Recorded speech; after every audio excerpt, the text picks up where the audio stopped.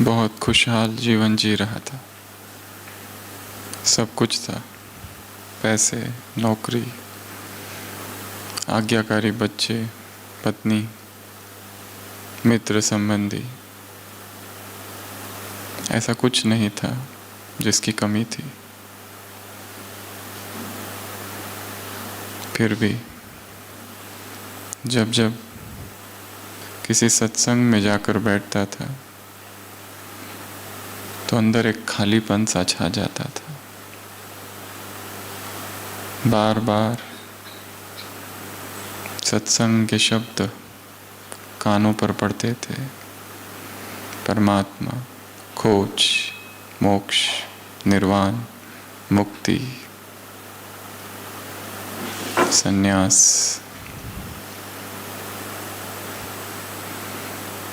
और जब जब घर आकर टीवी चैनल्स खोलता था तो वही सब बातें दोहराई जाती थी।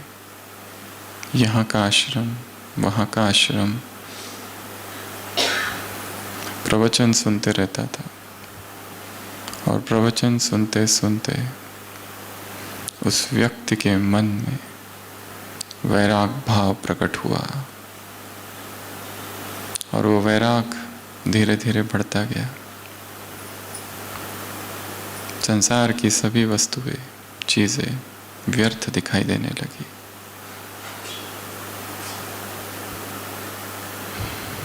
वो जो कुछ करता था वो सब कुछ अर्थहीन दिखाई देने लगा।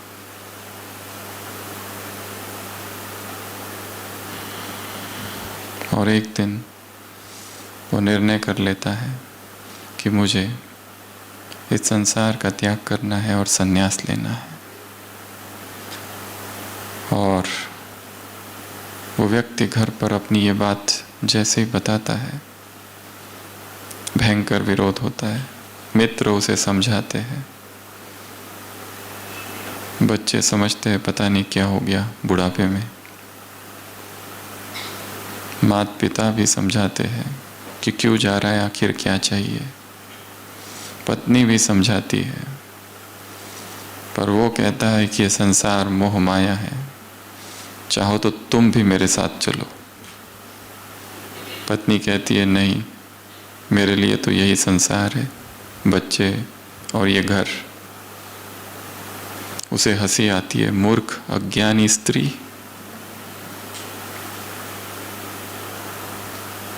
धन्य हो तेरा।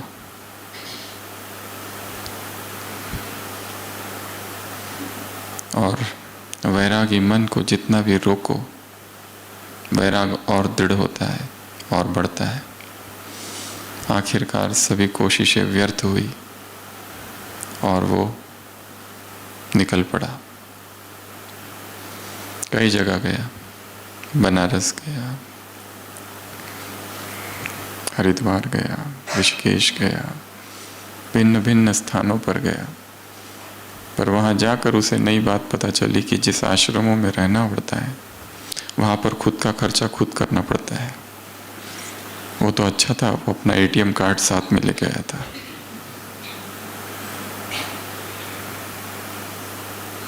कहानी लेटेस्ट है। आश्रमों पर रुका, वहाँ की किताबें बेची, नियमों का पालन किया, पर भोजन खुद का खुद। गुरुओं की आज्ञा मानी। कई आश्रम बदले और कहीं कहीं पर उसने देखा वो आश्रम केवल नाम के हैं, वो वास्तव में राजनीतिक संगठन थे। अंदर कुछ, बाहर कुछ।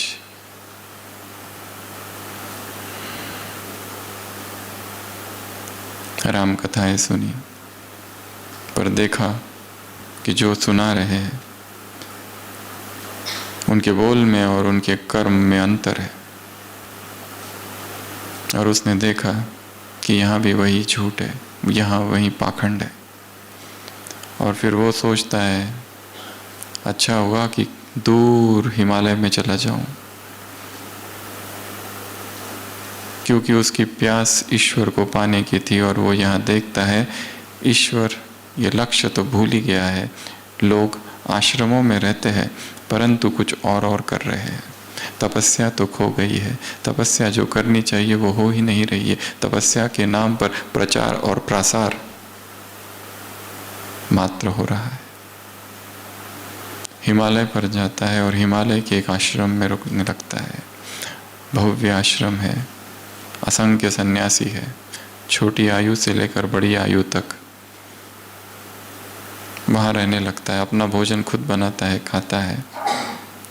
और एक दिन वहाँ एक छोटा सा बच्चा होता है, वो भी सन्यास लेने वहाँ आया हुआ है। उसे देखकर उसे आश्चर्य होता है। उस बच्चे से पूछता है, तुम यहाँ क्यों आए? वो बच्चा रोने लगता है, कहता है, मेरी माँ मर गई, मेरे पिताजी मुझे यहाँ छोड़ गए, मुझे अपनी मम्मी के पास जाना है, पर यहाँ मुझे कोई जाने नहीं देते। यहाँ सब लोग बातें करते हैं ईश्वर ईश्वर की, परंतु मुझे कुछ समझ नहीं आता है, मुझे वापस घर जाना है। उस व्यक्ति को आश्चर्य लगता है, ये क्या चल रहा है। एक युवा होता है ब्रह्मचारी। उस ब्रह्मचारी को देखकर ये व्यक्ति पूछता है कि तुम इस उम्र में इतना त्याग, इतनी प्यास परमात्मा को पाने की, तुम संसार छोड़कर यहाँ आ गए, जंगलों में, इस पहाड़ों पर। वो युवा कहता है कि आप शादीशुदा हो? वो कहते हैं हाँ। वो कहता है मैंने सुना है स्त्री नरक का द्वार है, पर मुझे अनुभव करना था। शादी की बड़ी तीव्र कामना है, पर परिस्थितियां ऐसी आई कि सन्यास लेना पड़ा और यहाँ सन्यासी बन गया। पर अवसर मिला तो जरूर लौट जाऊंगा। उस आश्रम के जो मुख्य है, 60 वर्ष उनकी उम्र, प्रकांड पंडित है, ज्ञानी है, वेद उपनिषद कंठ है। उनसे वो पूछता है, आपका क्या अनुभव है, आप कैसे सन्यासी बने? वो कहता है, पत्नी जो थी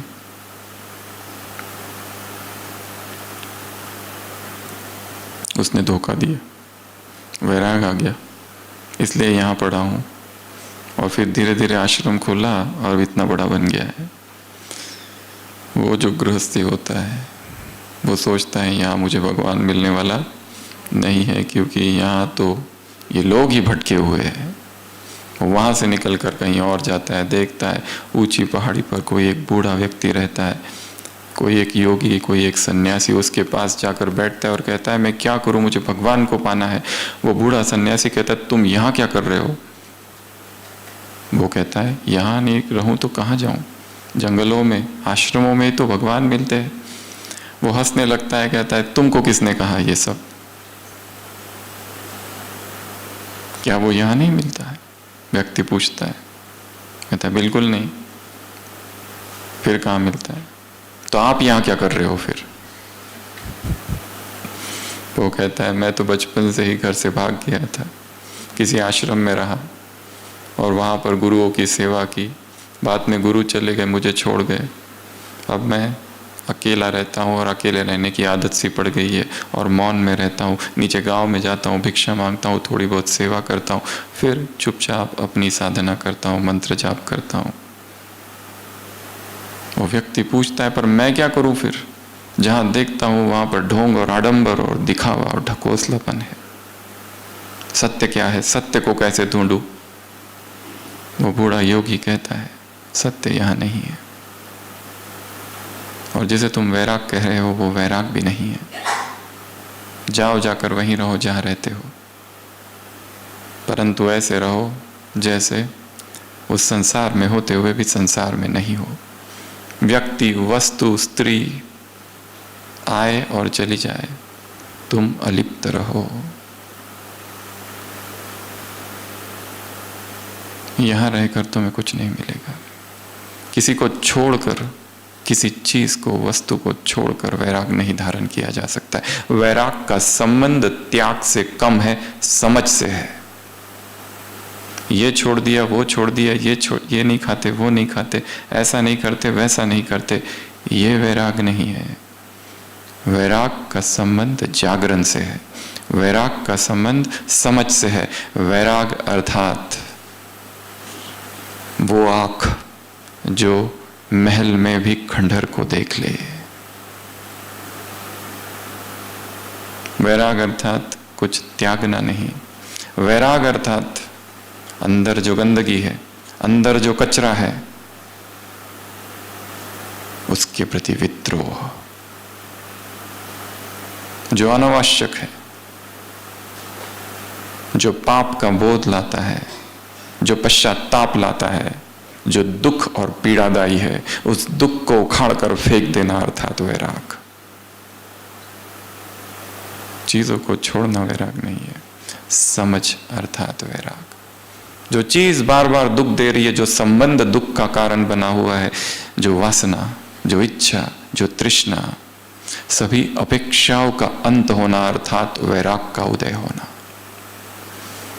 इसका कहीं जाने से, कुछ छोड़ने से कोई भी संबंध नहीं है। परिपूर्ण जागरण, संपूर्ण जागरण अर्थात वैराग। सुबह की अव्यक्त वाणी।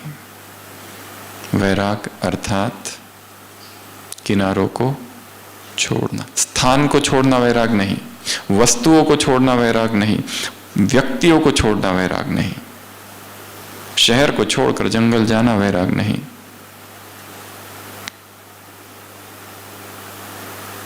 किनारों को छोड़ना, क्योंकि किनारों को क्या कर दिया गया है?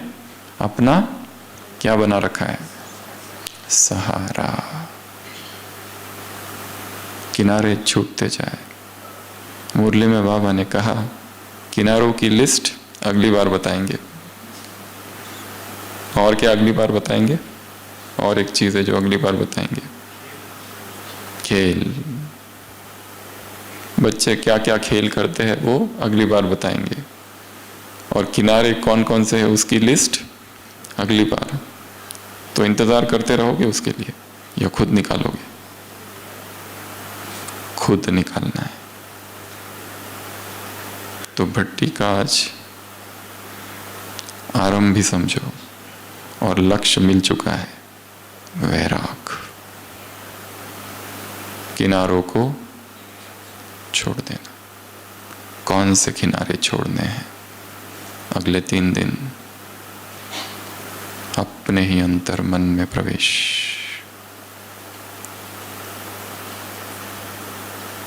किस संबंध ने पकड़ रखा है? किस वासना ने पकड़ रखा है? किस एडिक्शन, किस व्यसन ने पकड़ रखा है? कौन सा संस्कार, कौन सी गलती, कौन सी कमी, कौन सा भारीपन, कौन सा दुख और कौन सी उदासी, कौन सा कंफ्यूजन, क्या है ऐसा? काम बड़ा है तो मन को शांत कर दो और एक छोटे बालक की तरह बन जाओ, एक साधक की तरह। समर्पण भाव।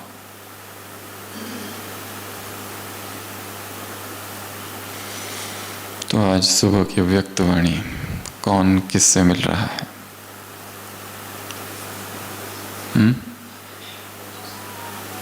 सुनी है या पढ़ी है या दोनों ही नहीं किया है?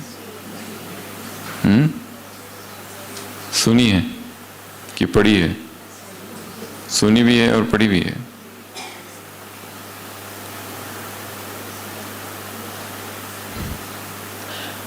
केवल सुनने सुनाने से कुछ नहीं होगा, मुरली में ही है आज।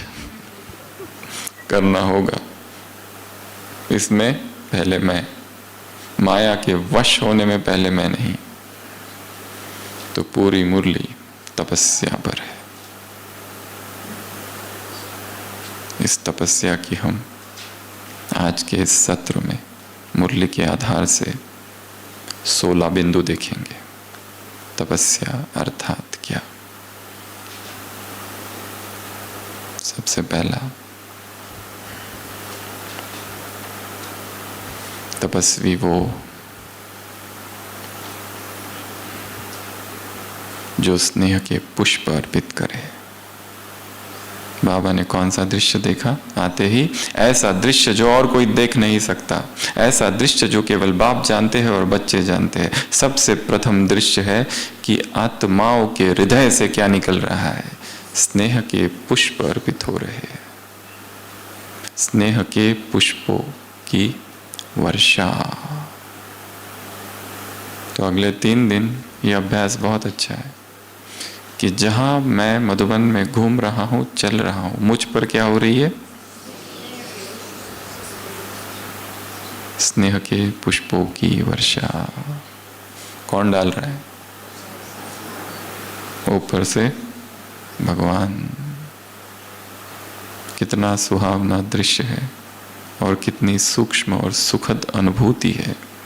जहां मैं चल रहा हूं वहां स्नेह के पुष्प। देखो गिर रहे क्या? ऐसे करके देखो, यहां कुछ होंगे पंखुड़िया, देख लो एक बार, है ना?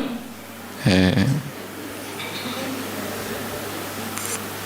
मुझ पर स्नेह के पुष्पों की वर्षा हो रही है। बाबा कह रहे हैं बच्चे स्नेह के पुष्पों की वर्षा कर रहे हैं। ये दृश्य बाबा ने देखा और हम क्या अनुभव करेंगे? वो कर रहा है। और यहां बैठे बैठे वहां का दृश्य इमर्ज करो। अपने लौकिक घर, सेवा केंद्र, कार्यस्थान और अमृत वेला कल देखना मैं वहां हूं, वहां के कार्य करते हुए यहां से देखना। और सभी कार्य करते हुए क्या हो रहा है वहां पर? मुझ पर मुरली सुन रहा हूं, सुना रही हूं, कोर्स कर रहे, करा रहे, जो कार्य वहां है, गाड़ी चलाना, ट्रैफिक, ऑफिस, सब कुछ करते हुए वहां पर मुझ पर क्या हो रहा है? स्नेह की पुष्पों की वर्षा। किसी मुरली में बाबा ने कहा था रेन्स ऑफ गोल्डन फ्लावर्स। कौन से पुष्प? सुनहरे, स्वर्णिम, स्वर्ण फूल।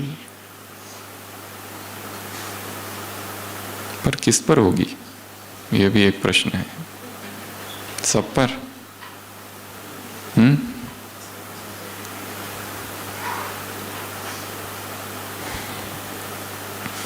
पार्टियों से मुलाकात। श्रीमत पर चलने में जो आदि करेंगे उन पर। आदि स्थान से आए हो, आदि रतन बनो स्थिति में। तो जिनकी स्थिति आदि रत्नों जैसे होगी उन पर क्या होगी? वर्षा।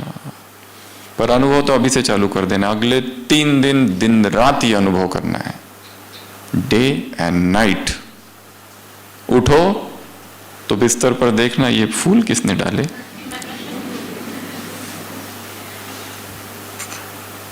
बार बार बार, सतत सतत सतत, निरंतर पकड़ लो इसको कि वर्षा हो रही है, वर्षा हो रही है, वर्षा हो रही है, वर्षा हो रही है। तपस्वी अर्थात जो अपने हृदय के पुष्पों से बाप पर स्नेह की वर्षा करे और उस पर हो ये हमारा अभ्यास।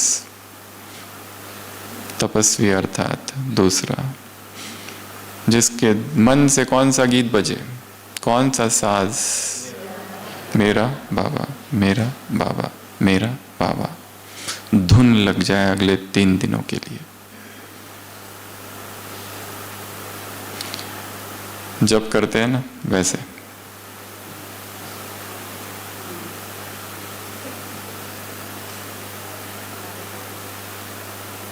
गीत गाते रहना है अंदर ही अंदर अंदर ही अंदर अंदर। टाइम मिला तो चालू कर दो, मेरा बाबा, मेरा बाबा, मेरा बाबा। स्थूल में और मन में कहने मात्र से ही समीपता का अनुभव होगा। तपस्वी अर्थात हृदय से एक गीत बजे। दूसरी निशानी। तीसरी तपस्वी आत्मा अर्थात तपस्या अर्थात दीप जले। कौन सा? कौन सा? मुरली सुनी है ना? सुबह सुनी थी, उसके बाद पता नहीं कितनी बातें हो गई।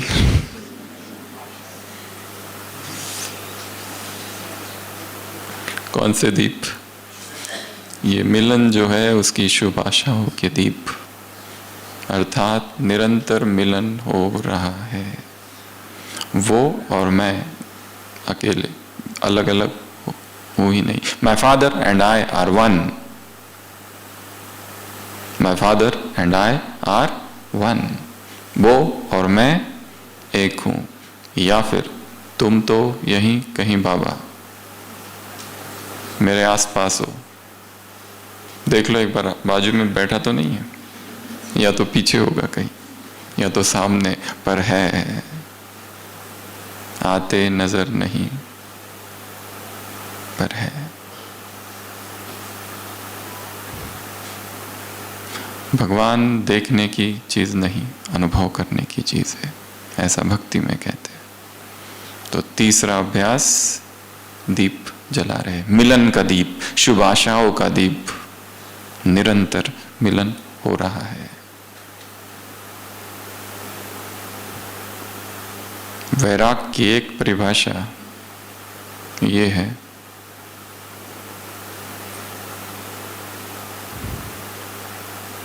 दूसरों पर जो बुद्धि टिकी हुई है वहां से वो हट जाए, अर्थात वैराग।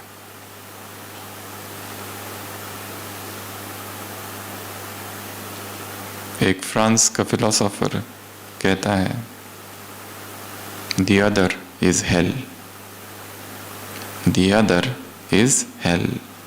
अपनी बुद्धि को दूसरों से हटा दो।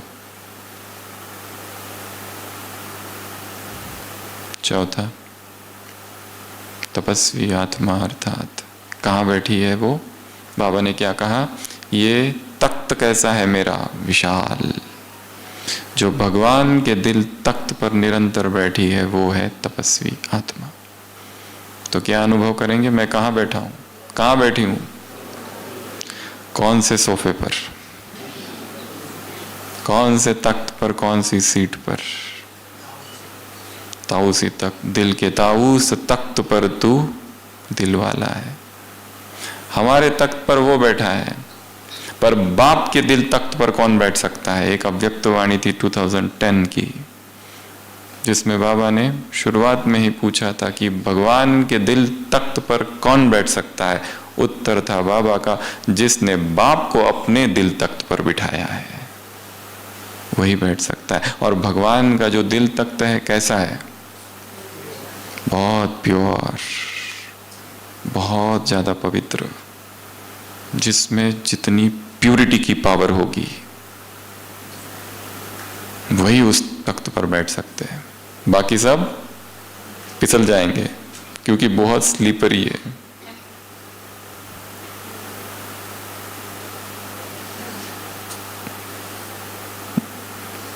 और जिसकी पवित्रता अप डाउन होती रहती है, जिसका ब्रह्मचर्य हिलते रहता है, डुलते रहता है, वो कभी तख्त, कभी नीचे, फिर और ऊपर, फिर नीचे। और जो निरंतर अखंड प्यूरिटी में स्थित होते हैं, सुबह भी, दोपहर में भी, शाम को भी, सोते समय भी और नींद में भी, कहीं पर भी किसी संकल्प में, किसी स्वप्न में कोई देह आकर्षित नहीं करता। मिट्टी के पुतले दिखाई देते हैं जिसके बीच आत्मा चमक रही है। अपने ही शरीर से कहाँ मोह, तो दूसरों के शरीर से कहाँ से रहेगा? तो चौथा, तपस्या अर्थात निरंतर भगवान के दिल तख्त पर बैठना। याद रखना, सारे पॉइंट्स फिर से पूछेंगे लास्ट में। और जिन्होंने आज की मुरली नहीं पढ़ी है, इस क्लास के तुरंत बाद बिना मुरली पढ़े सोना मना है।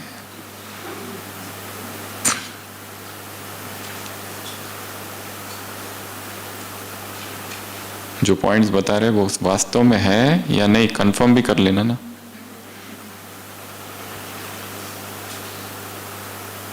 तो ये 4। पांचवा, फिर बच्चे बाबा से बातें कर रहे, उल्हाने दे रहे हैं, परंतु बाप फिर भी पदम गुना याद प्यार दे रहे हैं। ब्रह्मा बाप अव्यक्त फरिश्ता बने, किस लिए? सेवाओं के लिए। परंतु आज अव्यक्त से व्यक्त हुए, तो यदि बाप से प्यार है तो तुम्हें क्या करना है? व्यक्त से अव्यक्त बनना। ये है स्नेह का रिटर्न। बाप अव्यक्त क्यों बने? आप समान बनाने के लिए।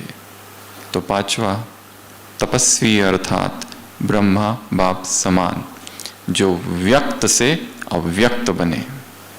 और अव्यक्त बनने के लिए 2 काम करने हैं जो भट्टी में आए हैं। तीसरा है वो बाद में बताएंगे। पहला, क्लास के तुरंत बाद जिससे बातें करनी है कर लो, और मोबाइल स्विच ऑफ। कब खुलेगा? भट्टी का जब लास्ट सेशन होगा उसके बाद। कोई भी इलेक्ट्रॉनिक्स अगले 3 दिन हमारे शरीर को स्पर्श ना करे, ठीक है? बड़ा भारी काम है ये, पर 3 ही तो दिन के लिए आए हैं और बहुत कुछ लेकर जाना है। जो प्रशासन में है, जिन्हें प्रबंध करना है, उनकी बात अलग, वो 1-2 लोग, वो बहनें, पर बाकी सभी जिससे बात करनी है कर लो, बाकी संसार से connection cut off, no contact, किसी से भी नहीं। दूसरा काम, आपस में बातचीत बंद, कोई शेयरिंग ऑफ एक्सपीरियंस नहीं। जब बोला जाएगा यहां आकर शेयर करो, उस दिन शेयर करना लास्ट, तब तक कुछ नहीं। बोलते बोलते तपस्या नहीं होती है। हाँ, जो केवल मनोरंजन के लिए आए हैं, जो केवल घूमने के लिए आए हैं, उनके लिए ठीक है, जो करना है करो। पर हाँ, यदि कोई दूसरा गंभीर साधक यदि तपस्या कर रहा है और गंभीरता से कर रहा है, तो उसकी तपस्या बोलकर भंग नहीं करनी है। कम से कम ये पुण्य तो करो। ये बड़ा काम है। चुप, जितना हो सके मौन। बिना मौन के कोई तपस्या नहीं हो सकती। खाना खा रहे, थोड़ा बोलना पड़े, धीमी आवाज में और कम, पर लक्ष्य रखो 100% मौन का। तो कहाँ थे हम? पांचवा, अव्यक्त अर्थात व्यक्त नहीं, बोलना व्यक्त भाव है। छठवा, मुरली में बाबा ने कहा बेहद तपस्या का मुख्य आधार या मुख्य साधन है बेहद का वैराग, और वैराग की परिभाषा आज की मुरली से किनारे छोड़ना। तो कल सारे दिन भर ये काम करना है। मेरे जीवन में मैंने कौन से किनारे पकड़ रखे? वो किनारा व्यक्ति हो सकता है, वस्तु हो सकता है, वैभव, पैसा, कोई याद, कोई भोग, कोई वासना, कोई इच्छा, कोई तृष्णा, कोई अपेक्षा, कोई एक्सपेक्टेशन, कोई एम्बिशन, कुछ भी हो सकता है। उसको आइडेंटिफाई करना है। उस बात को आइडेंटिफाई करना है जो मेरे और भगवान के बीच है। वैराग अर्थात वो हर बात को उखाड़ कर फेंक देना जो उसके और मेरे बीच आ रही है। तो छठवा, तपस्वी आत्मा कैसी होगी? वैरागी। आंख कहीं ना डूबे,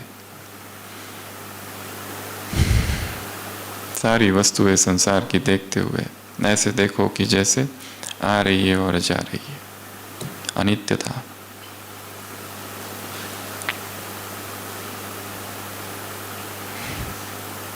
उसके बाद 7वां, 8वां, 9वां, 10वां, 11वां, 5 बातें। तपस्या अर्थात एक का बनना, अर्थात एक नामी। तपस्या अर्थात एकाग्र। तपस्या अर्थात एक रस स्थिति। तपस्या अर्थात एकांत प्रिय। तपस्या अर्थात इकोनॉमी।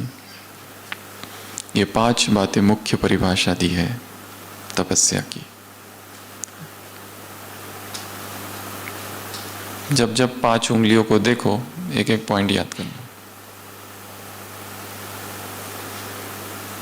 हाथ को देखते ही ये 5 बातें याद आए। पहला, एक का बनना, और जो एक का बना है फिर वो किसी और का नहीं हो सकता।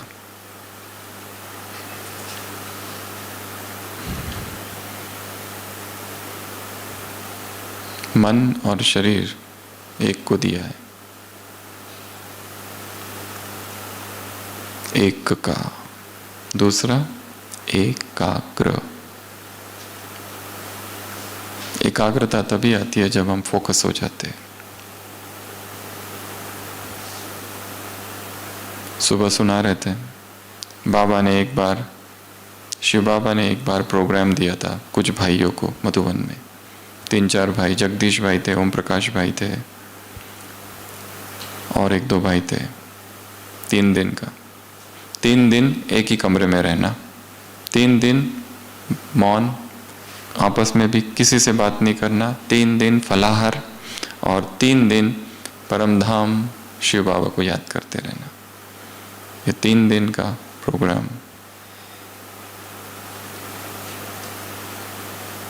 कभी दिया था भाइयों को बाबा ने। और ऐसे छोटी छोटी भट्टियां कंटिन्यूअस होती रहती थी शुरुआत में। तब सेवा इतनी नहीं थी तो नॉन स्टॉप भट्टियां। अभी सेवाओं का विस्तार बहुत है, परंतु उस विस्तार में से भी अभी समय मिला है ये 3 दिन का, तो जितना हो सके गंभीरता से साधना करनी है।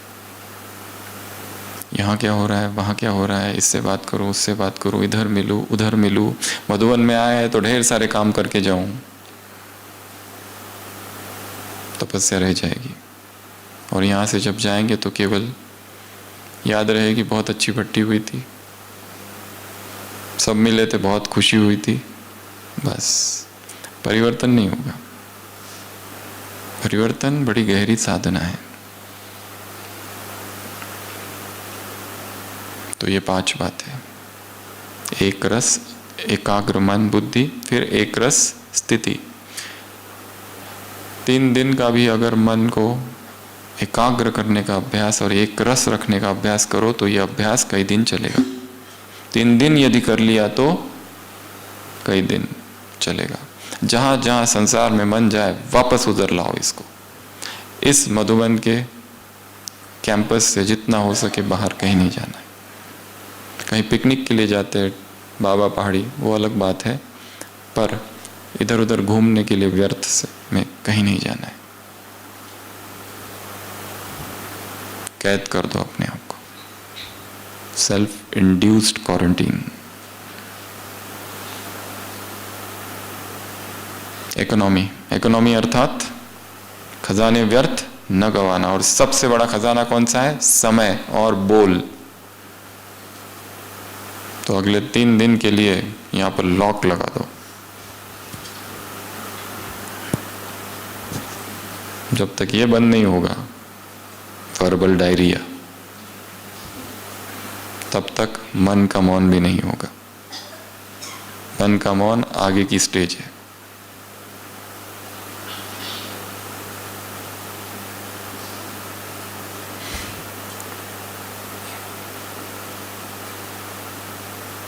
इकोनॉमी, एक रस, एकाग्र, इकोनॉमी, एक नामी, और 5वां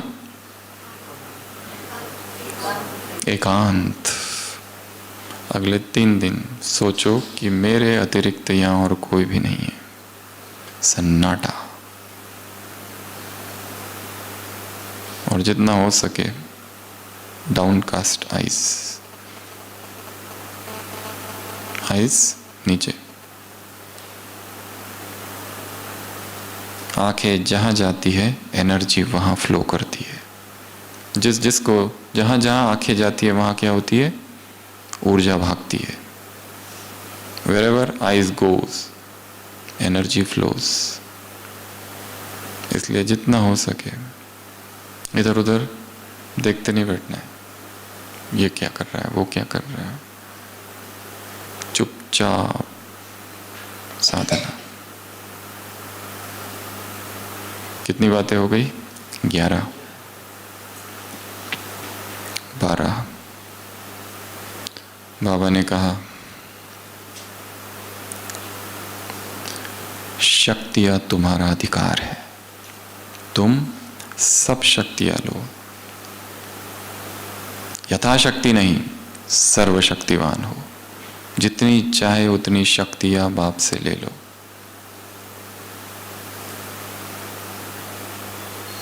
अधिकार है। तो सारे योग के प्रयोग में क्या करना है कि मुझ में शक्तियां आ रही है, मैं शक्तिशाली हो रहा हूं। यह अभ्यास केवल यहाँ और मेडिटेशन में बैठते समय नहीं, चलते फिरते, कुटिया में जा रहे, शांति स्तंभ पर जा रहे, जहां जा रहे हैं फूलों की वर्षा हो रही है और मैं शक्तिशाली हो रहा हूं, मेरी शक्तियां बढ़ रही है, मेरा संयम बढ़ रहा है, मेरा ब्रह्मचर्य बढ़ रहा है, मेरी पवित्रता बढ़ रही है, मेरी सहन शक्ति बढ़ रही है। मैं मास्टर सर्वशक्तिवान हूं। आज तो बाबा ने मास्टर भी नहीं लगाया, डायरेक्ट कहा कि तुम सर्वशक्तिवान हो, तुम सर्वशक्तिवान हो। 12th point. और इसमें यह भी कहा अपना प्रोग्राम बनाओ। प्रोग्राम है इसलिए कर रहे हो या दिल के उमंग से कर रहे हो? यहां आए हैं, जबरदस्ती उठना पड़ता है, करना पड़ता है, नहीं तो टीचर बहन जी हमारी प्रेजेंट ही एब्सेंट लगा देगी। दिल से कर रहे हो या प्रोग्राम है इसलिए कर रहे हो? दिल से।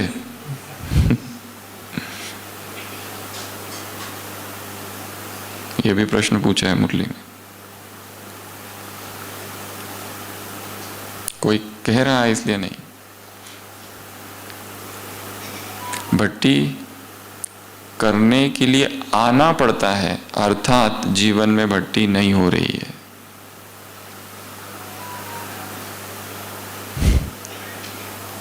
सतत भट्टी होती रहे। भट्टी वो घटना नहीं है जिसकी शुरुआत और अंत हो। भट्टी अर्थात सतत, निरंतर, चालू ही है हमेशा।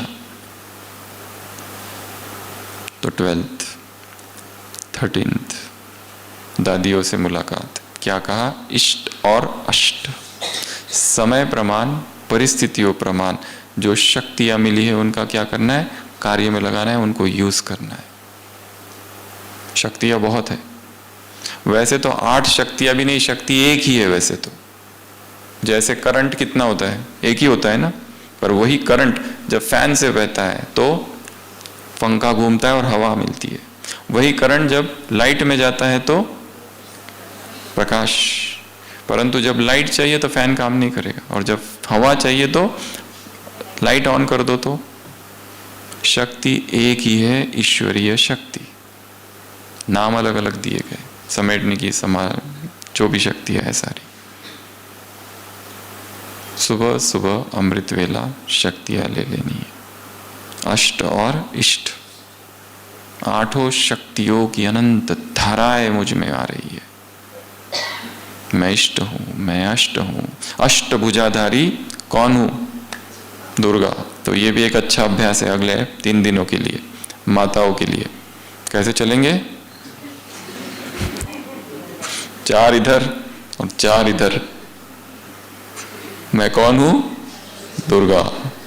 कौन सी दुर्गा? अष्ट शक्तियों वाली दुर्गा।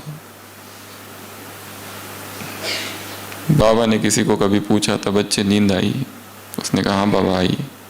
कैसी नींद आई? बाबा बहुत अच्छी नींद आई। बाबा ने कहा अच्छा, मेरे भक्त तो उधर मुझे पुकार रहे हैं, क्या उनकी दुख की पुकार तुम्हें सुनाई नहीं देती? तुम्हें अच्छे से नींद आती है? तुम्हारी तो नींद फिट जानी चाहिए, तुम्हें कितने बड़े बड़े काम करने हैं। मैं अष्टभुजाधारी दुर्गा हूं, शेर पर सवार दुर्गा हूं।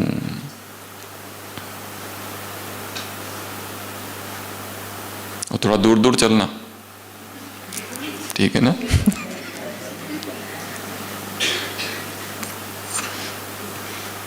अंग से अंग न लगे, दूर हो जाओ, अभी भी जो बैठे हैं अंग से अंग न लगे। स्पर्श लगते ही प्रकंपन आते हैं। योगी अकेला ही बैठता है।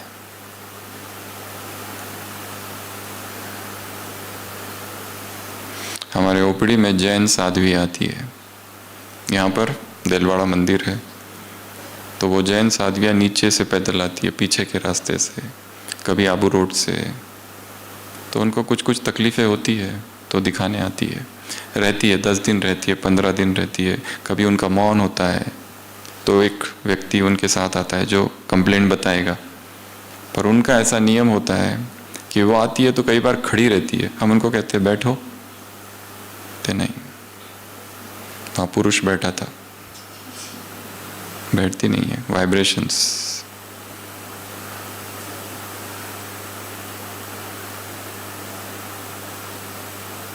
ऐसे नहीं बैठ जाती है कहीं पर। उनके नियम बहुत पक्के हैं। एडमिट भी होती है तो कई बार हमने देखा, जब एडमिट होती है बिस्तर पर नहीं, नीचे सोते। उनके बहुत सारे नियम होते हैं। तो वो अपनी धारणाओं पर कितने पक्के हैं। बाल निकालते हैं अपने हाथों से, एक एक जोर से। कैंची यूज नहीं कर सकते।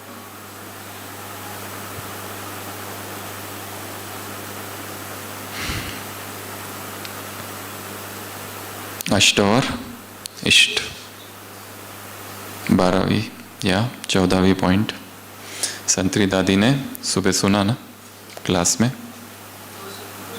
गोसुन कम सुन दादी।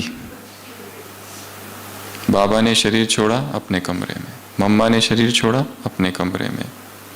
न हॉस्पिटल, न line, tube, drain, tubes, ventilator, कुछ नहीं। संतरी दादी ने शरीर छोड़ा, जशोदा मैया ने शरीर छोड़ा मुरली सुनते सुनते। बाबा ने कहा अच्छा है, एवर रेडी हो, या जिज्ञासु याद आएगा या सेवा केंद्र याद आएगा? कोई याद नहीं आए।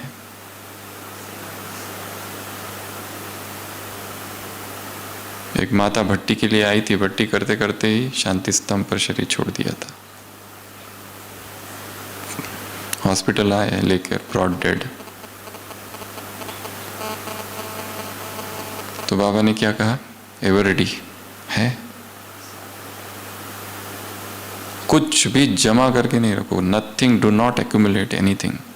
ये सेवा करूँ, वो करूँ, ये करूँ, इधर जाऊँ, उधर जाऊँ, ये सब ठीक है, परंतु अंदर से स्थिति अनासक्त। बाबा ने अपना भी उदाहरण दिया है ना। बाबा कैसे पकड़ लेते थे चीज़ों को, कोई पत्र, कोई पोता मेल, कहाँ गलती है और कहाँ करेक्शन देनी है। वैसे बाबा भी देखते रहते हैं, चेकिंग करते रहते हैं। बाबा को ये काम नहीं है कि एक एक का चेक करे, सबका पता कर सकते हैं। कई भाई बहनों ने ये भी कहा है कि बाबा में लास्ट 6 मंथ्स थॉट रीडिंग की कैपेसिटी बहुत ज़्यादा आ गई थी।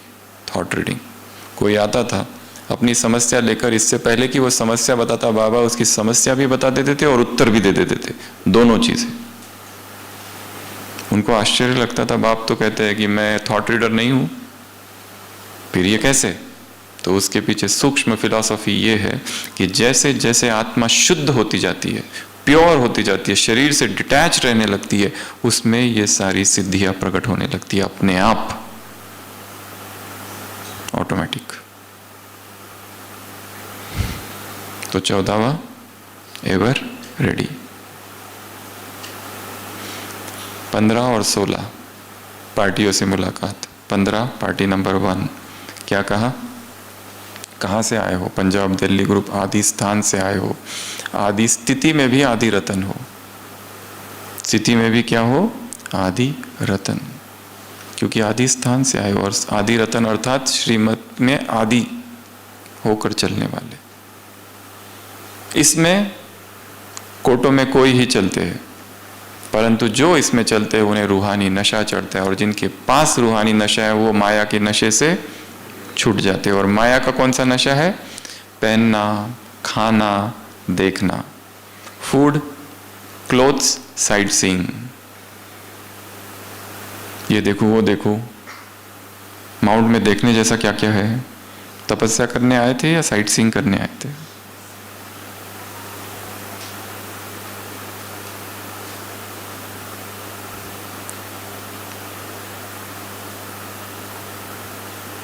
वैराग अर्थात महल में भी खंडर को देख लेना।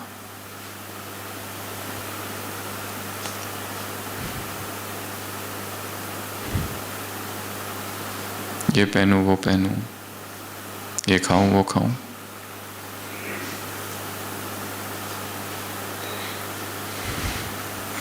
पहले मैं, जो पहल करता है उसे पदम मिलते हैं।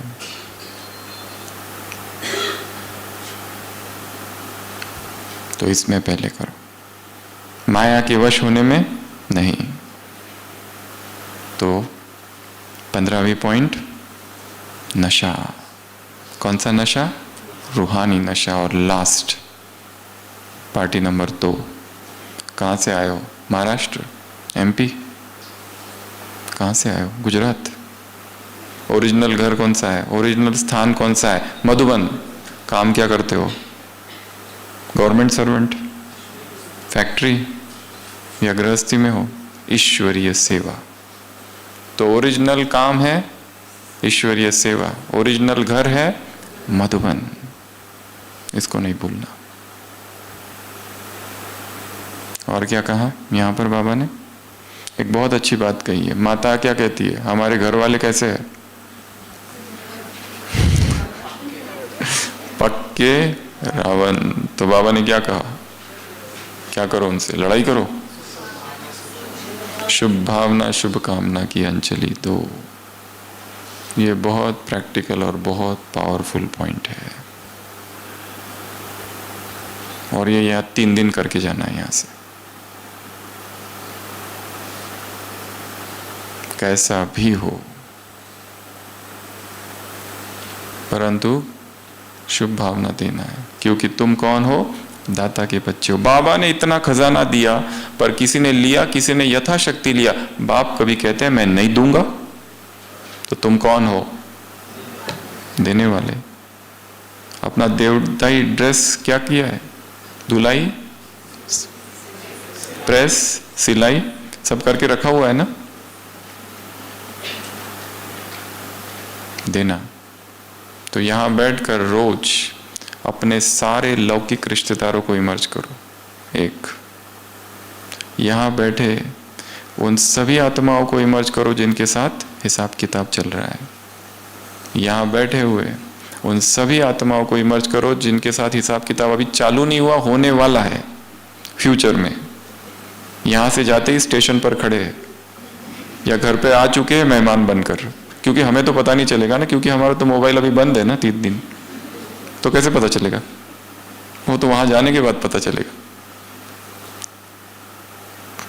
शुभ भाव ना शुभ कामना, देते जाओ देते जाओ देते जाओ। ये बहुत बड़ा मंत्र है। कोई कितना भी विरोधी हो, कम से कम ये तो कहते ब्रह्मा कुमारी, ब्रह्मा का तो नाम ले रहे हैं।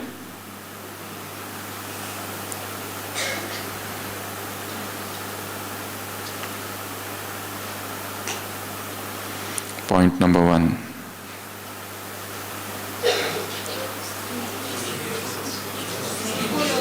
फूलों की वर्षा मुझ पर हो रही है, मैं तपस्वी आत्मा हूं।